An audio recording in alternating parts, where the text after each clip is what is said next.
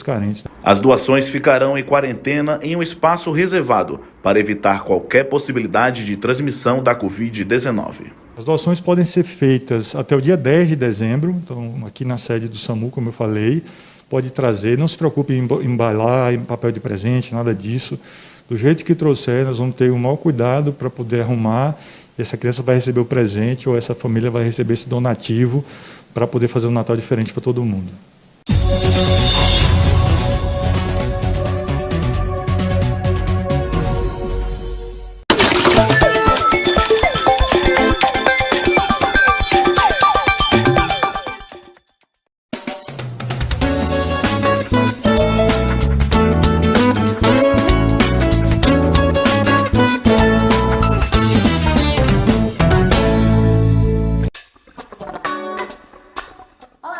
Estamos começando mais um Feminíssima. De segunda a sexta-feira, o nosso encontro diário, às 14h30 aqui na TV Nova Nordeste. Um espaço, um lugar onde nós falamos do universo feminino. Trazemos aqui assuntos e mulheres que inspirem você a ser a sua melhor versão. Eu gosto sempre de começar o nosso programa e sempre repetir isso para que você entenda. Você que está aí, que começou, que chegou agora, que não conhecia o feminismo ou que já está aí, mas que se esqueceu. Aqui é o lugar para você tratar das suas dores, das suas limitações e das perspectivas aí, e oportunidades que o mundo oferece para nós, mulheres. E hoje nós temos uma convidada muito especial, a professora Regina Célia. Ela vai contar um pouco pra gente da história dela. Ela que hoje tem aí um relacionamento muito próximo, pertinho aí, com uma pessoa muito importante pra gente do universo feminino, com a Maria da Penha. Ela que criou a lei que nos protege, que busca nos proteger, não é isso, professora? Pois é, que coisa boa estar aqui com vocês. Muito obrigada pelo convite. E como você bem falou, meu nome é Regina Célia, eu sou cofundadora, vice-presidente do Instituto Maria da Penha. O Instituto Maria da Penha ele tem a sede em Fortaleza e a unidade executiva do Instituto é aqui em Recife. O que faz a nossa unidade executiva? Atende mulheres, acompanha as mulheres em situação de violência. E também nós temos nossos projetos sociais com crianças, que são as crianças que falam, declamam o cordel, não só da Lei Maria da Penha, mas outras questões sobre direitos humanos. Também temos crianças que nós trabalhamos nas comunidades, a comunidade do Capoá e também a comunidade do Ibura. Além disso, nós temos também os trabalhos com os artesãos, inclusive vamos estar na FEMEARTE, aqui em Pernambuco, em dezembro, expondo as produções. E também o curso, que é o nosso carro-chefe, que é o curso de defensoras e defensores dos direitos da cidadania, que são voluntários, que são treinados, qualificados pelo Instituto Maria da Penha, com orientações que vêm direto da Maria da Penha, tem expertise em saber como atender, como acolher e como monitorar a mulher em situação de violência. A gente sempre procura trazer aqui no programa pessoas que trabalhem diretamente aí, envolvidos nessa pauta. A gente sabe o quanto é difícil para a mulher, muitas vezes, conseguir se desvencilhar, ou até mesmo buscar ajuda, Exato. Eu acredito que lá no Instituto vocês devem encontrar muito esse perfil, Infelizmente, porque é um lugar comum e a gente pode dizer assim, é a cultura no sentido de cultivar esse modelo de dependência, da mulher em situação de violência. Todas vocês já devem ter ouvido, são 15 anos, afinal de contas são 15 anos de Lei Maria da Penha, então vocês devem ter ouvido falar bastante do ciclo da violência. E esse ciclo da violência, ele se apresenta por 3 fases. A fase do perdão, temos a fase que eles chamam de a fase da lua de mel, a fase da agressão e tem a fase onde, infelizmente, é aquela parte das ameaças. O que acontece? Boa parte das vezes as mulheres elas tentam lidar com os conflitos de uma forma de minimizar, né? Tentando, como a gente costuma dizer, tirar por baixo, né? Não levando muito em consideração, afinal de contas ele está nervoso, hoje ele está nervoso, afinal de contas ele bebeu, afinal de contas ele está com medo de perder o emprego, então a gente vai se desculpando. E essas justificativas, como você bem disse, muitas vezes elas têm um limite, porque elas não se sustentam por muito tempo. E por que não se sustentam? Porque o autor da violência, a gente costuma no Instituto Maria da Penha não chamar de agressor, para não definir esse marcador como a identidade dos homens. Sim. Até porque nós temos muitos amigos homens, né, que lutam pelo fim da violência contra a mulher. Então, esse homem, muitas vezes, ele não entende se tirar por baixo e quer, muitas vezes, se autoafirmar. E essa autoafirmação, que começa com gritos, ameaças, às vezes lembrando do passado da mulher, que se não fosse ele, ela não estava em tal situação, né? Existe uma série de coisas que ele fala, muitas vezes, então, para poder apresentar o seu poder, a sua dominação. Então aí vem a parte da agressão física. E nessa parte da agressão, né, que muitas vezes, na maioria das vezes, as mulheres não têm como se defender, e chega um determinado momento que ele então para, não é? E depois, quando ele vê a mulher ali desfigurada, então ele começa a pedir perdão, a tal fase da lua de mel que se diz, né? Ele começa a pedir perdão, ele começa a dizer que ele estava com a cabeça quente, que ela poderia ter evitado, ou seja, no final, ela é culpada pelo início ao fim. Então ela tem essa culpa, e principalmente quando são mulheres mães, né, que tendem a suportar mais a agressão, né? Porque as mulheres mães, elas pensam o seguinte: ele pode não se relacionar bem com elas, mas o filho ou a filha amam. Ele trata bem, entre aspas, né, ele trata bem os filhos. E eu digo entre aspas por quê? Porque muitas vezes isso faz parte de uma estratégia para que a mulher continue mais dependente e mais presa, né? Então, muitas vezes se usa a criança com relação a isso. Então, essas mulheres tendem a suportar mais. O que a gente observa? Que essa dependência, ela se dá porque há um movimento dos 5 tipos de violência que estão lá descritas na Lei Maria da Penha, que é a violência física, a violência sexual, a violência moral, a patrimonial e a psicológica, né? Inclusive, até em julho deste ano, por um decreto-lei, a violência psicológica, ela se tornou agora criminalizada, né? E aí você diz assim: poxa, mas antes de julho, a mulher não poderia denunciar? Poderia, pode, mas infelizmente ainda existe uma resistência por parte de alguns agentes de reconhecer a criminalização da violência psicológica. E por que eu chamo a atenção às mulheres sobre a violência psicológica? Aí você diz assim: mas a física quer dizer que não é isso. É que antes de chegar à violência física, antes da violência física se tornar a rotina mais evidente da violência, esta mulher já sofreu todo o dano que poderia sofrer mentalmente. Sim. E isso é muito perigoso. Por quê? Porque quando essa mulher ela vem sofrer a violência física sobre o dano, de acordo com o dano psicológico, essa mulher não acredita mais nela. Essa mulher perdeu o amor próprio. Essa mulher está totalmente desvalorizada. Por isso que nós, quando nós chegamos, né, quando nós que trabalhamos na rede de atendimento e acolhimento à mulher, essa mulher ela não confia em nada no nosso trabalho. Ela tem medo. Ela tem medo até mesmo quando a gente toca. Ela tem medo de acreditar que é possível sair daquela situação.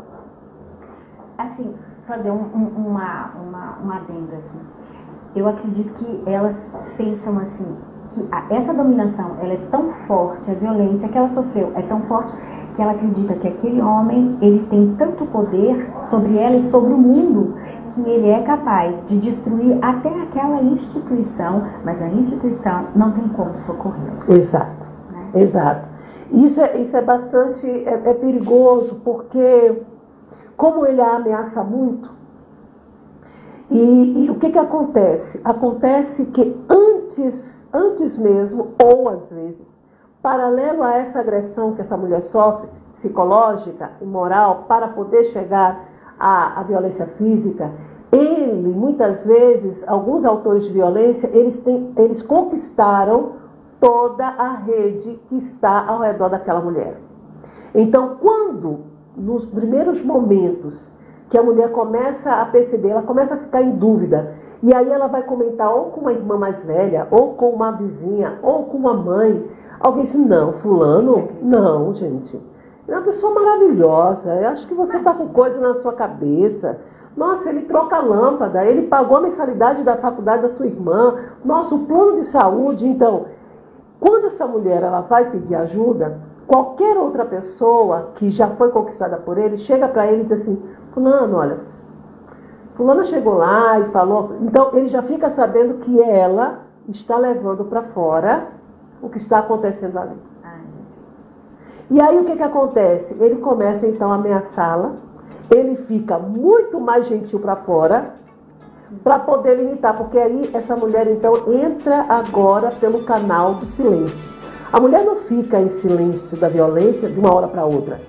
Ela só fica em silêncio quando ela começa a perceber que as pessoas com as quais ela está falando sobre elas não acreditam, e elas começam, então, muitas vezes a defender aquele autor, porque elas não desconhecem da situação, e começam a dar sugestões a ela para que ela suporte.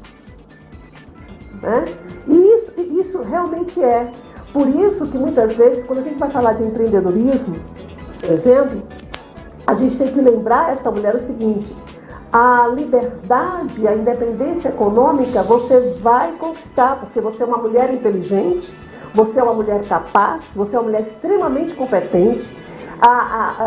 Nós, mulheres, temos uma estratégia maravilhosa de resolver situações difíceis a partir dessa visão doméstica que a gente tem mesmo, e a gente leva essa gestão para fora. Isso não é difícil para nós.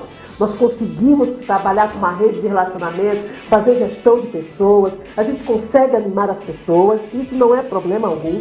Entretanto, nós temos que tomar cuidado de que na independência financeira, a gente não fica com a dependência psicológica. E por que isso é importante? Vamos dar um break. Nós vamos por um rápido intervalinho e ela vai contar pra gente por que isso é importante.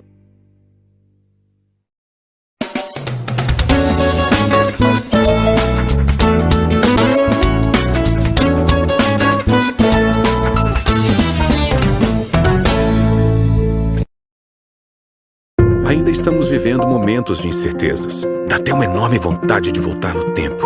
Ou de passar mais rápido. Porque mais que um jornal, somos feitos por pessoas como você. E a nossa missão sempre foi essa: fornecer informação que você possa confiar. Seja no jornal impresso ou em qualquer outro formato.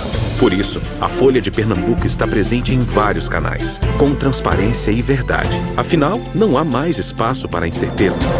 Folha de Pernambuco. Se é fato, é Folha. Futuro. Você sabe mesmo o que significa isso? Quando a gente fala assim, parece até que é algo distante. Mas o futuro é uma coisa que não se pode deixar para depois.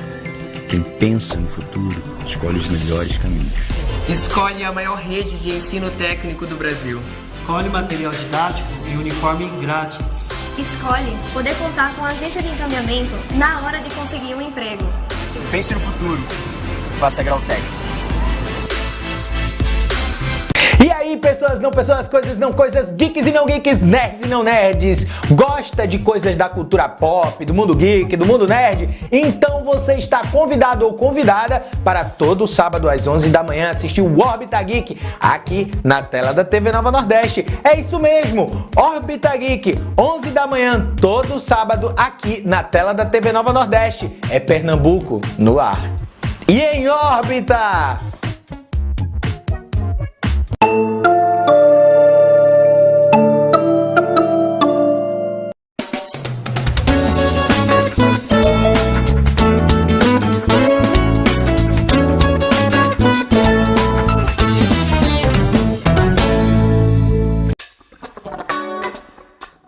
É isso aí, o nosso intervalo é rapidinho aqui e quando o assunto é maravilhoso, que tinta é essa, eu fico louca que o intervalo acabe.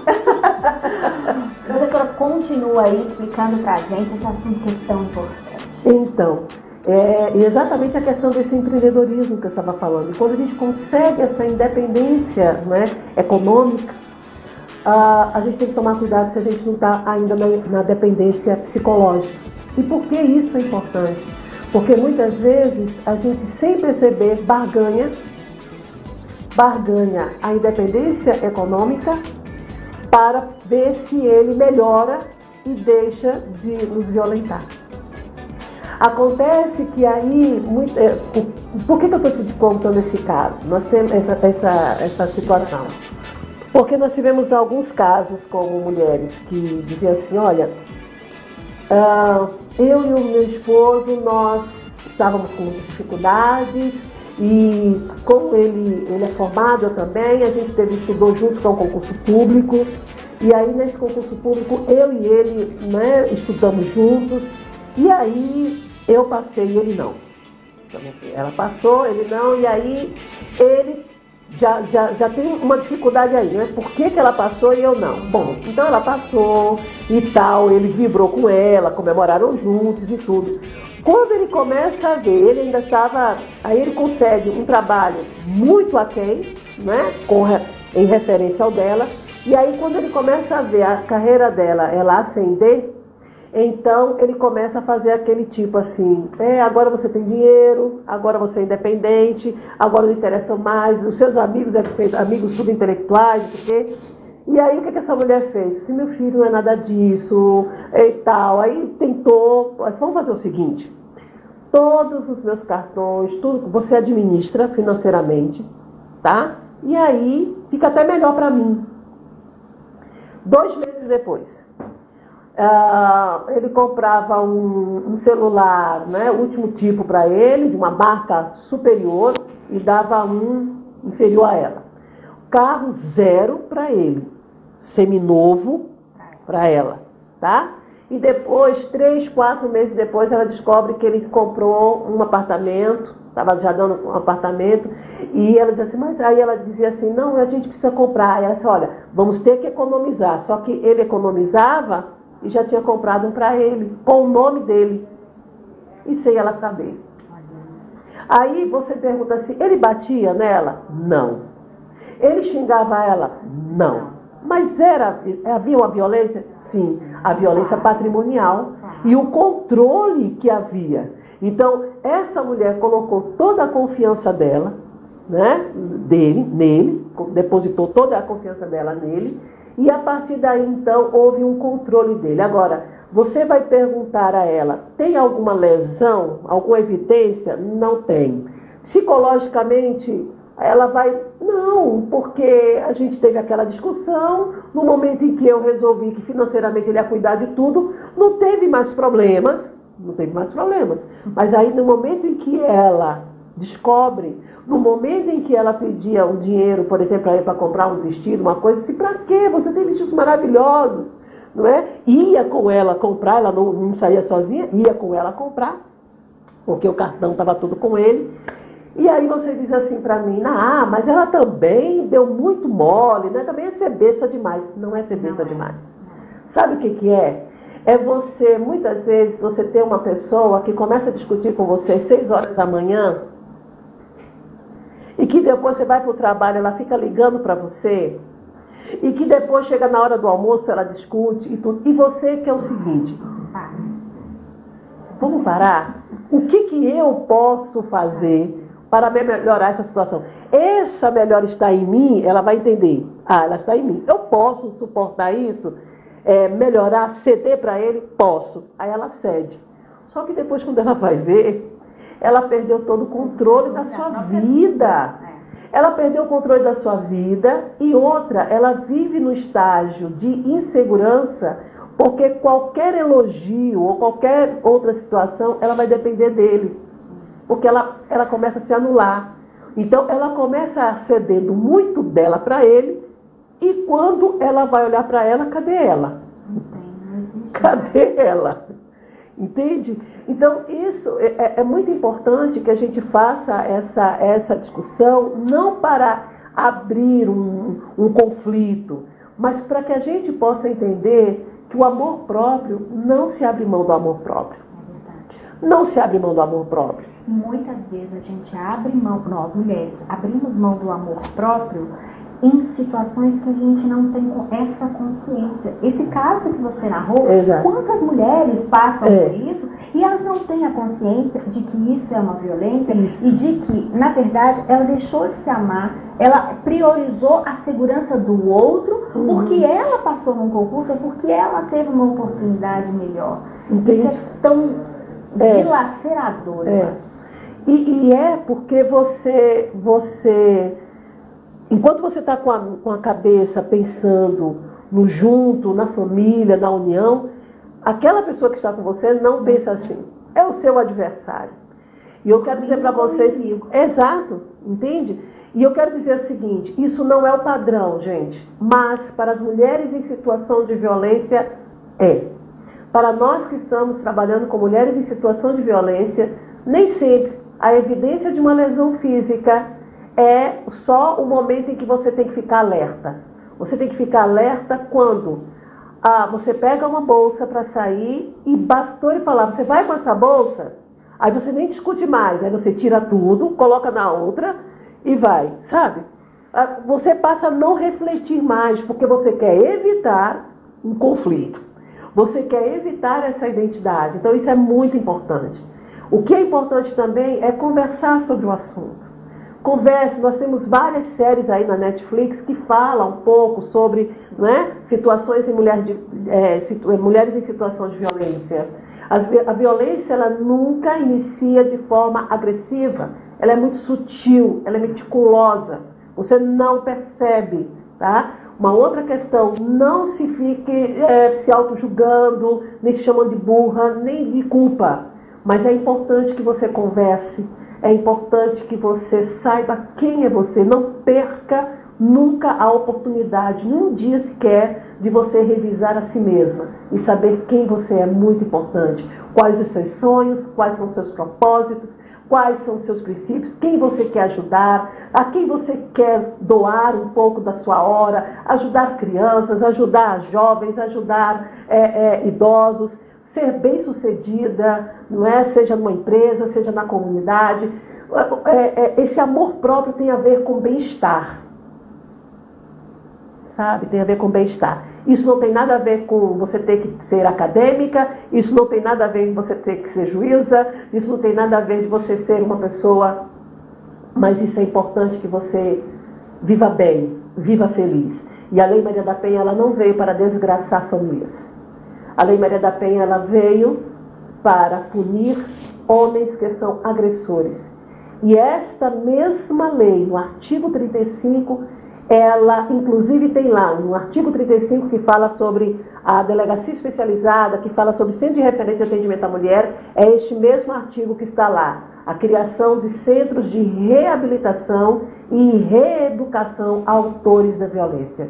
Ou seja, a Lei Maria da Penha acredita que o homem que agride, ele pode ser reeducado e reabilitado para ser um homem em favor da vida contra a violência. E não é à toa que nós temos a campanha do Laço Branco, que é dia 6 de dezembro, e essa campanha, ela fala sobre homens pelo fim da violência. Então nós trabalhamos, inclusive o meu esposo trabalha comigo, né, pelo Instituto Maria da Penha, e ele, inclusive, coordena esse projeto de Homens pelo Fim da Violência, juntamente com o Dr. Sandro Saião, que é doutor em Filosofia e Direitos Humanos pela Universidade de Pernambuco, que agora, nesse momento, está na França, está voltando em janeiro, mas nós trabalhamos com essa questão. Então, eu estou muito feliz de estar aqui, de falar, ter essa oportunidade ímpar, né, de estar aqui conversando com vocês, e dizendo para você, mulher, você pode, você é valorosa, você é competente e não se esqueça, você tem um legado para deixar para os seus filhos. Um legado de coragem, ousadia, força e alegria. Que Deus te abençoe. Eu não preciso falar mais nada, né, minha gente? Espero quero que você aí do outro lado pegue tudo isso, absorva, como eu sempre digo, mulheres que inspiram você a ser sua melhor versão. Acho que isso aqui é uma grande aula, tanto para homens quanto mulheres. Eu sei que nós temos um público feminino, nós temos um público masculino. É importante vivermos bem. Somos os pais dessa geração, da próxima geração, e não temos que brigar o gol. Cada um tem o seu espaço, desde que nós aprendamos a respeitar aí uns aos outros, né? Eu te aguardo amanhã no Feminíssima, querida. É um prazer imenso. Nossa casa está aberta para você. Que bacana. Foi maravilhoso te receber aqui. Muito obrigada por ter aceitado o nosso convite. Espero que você volte em breve. Com certeza, com novidades. Um beijo e até amanhã, minha gente.